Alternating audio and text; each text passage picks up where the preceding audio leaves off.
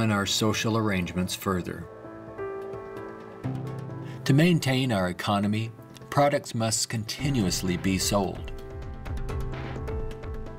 To assure this, they are deliberately designed to wear out and break down. Maybe you've noticed this usually happens right after the warranty expires. This corrupt practice is referred to as planned obsolescence, which is the conscious withdrawal of efficiency. Innovators go through the finest schools and then are required to design things that wear out and break down right on schedule. This results in a tremendous waste of resources and energy. We are plundering the planet for profits.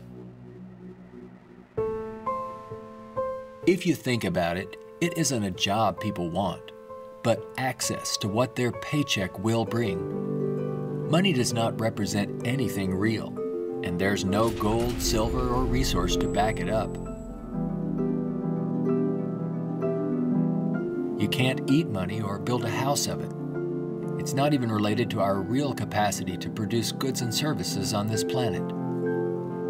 The monetary system has been handed down from centuries ago, and we continue to use it without questions.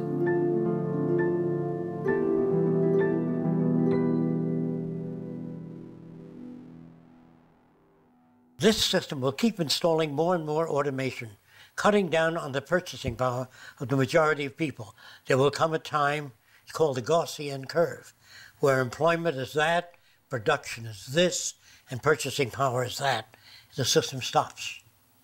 Banks fail, nothing works anymore. We're moving in that direction very rapidly.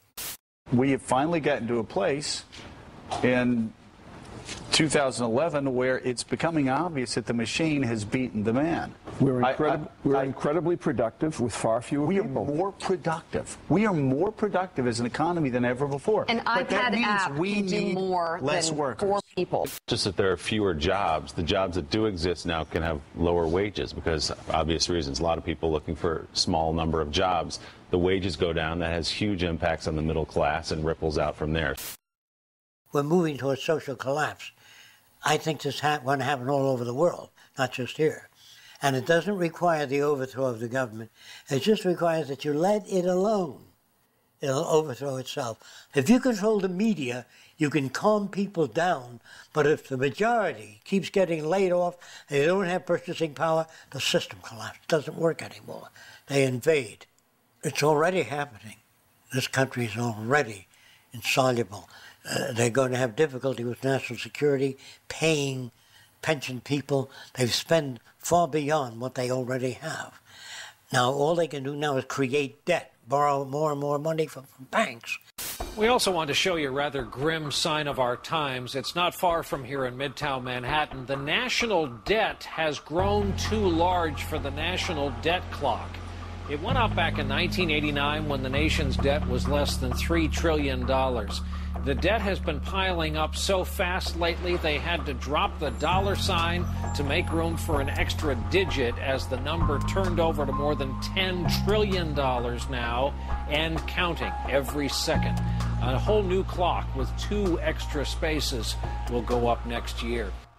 The federal government is not allowed to print money. It's not allowed to lend money or get in the banking business. That is a privilege for bankers only. So what the government has to do if they want to build an air force, say, of 2,000 planes a month, they have to borrow money from a private lending institution, sign the dotted line, and if the war is lost or failed, the burden falls on the public to pay off that debt.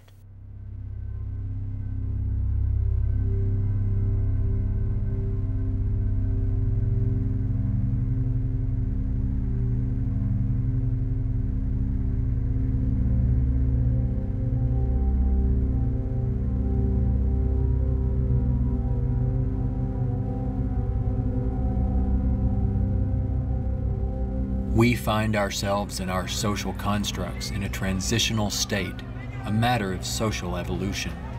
If we want to make it through these turbulent times, we must be able to adapt to change. all things change, including our social systems.